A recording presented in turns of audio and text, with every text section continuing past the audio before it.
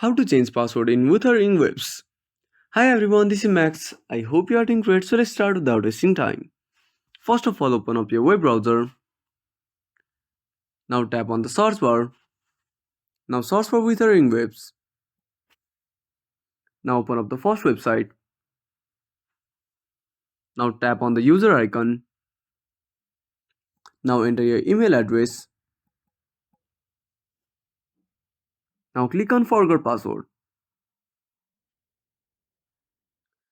Now enter your Now again enter your email address.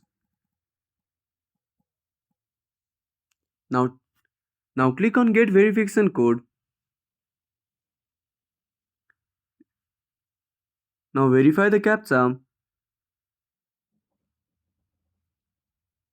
Now open up Gmail application. Now copy the code. Go back to the web browser and paste the code. Now enter your new password. Now confirm your password and click on confirm to change your password. So that's it. If you found this video helpful, smash that like button and subscribe our channel for more awesome content. Have a burning question, want to search the topic? Drop down a comment below. This is Max signing off until next time.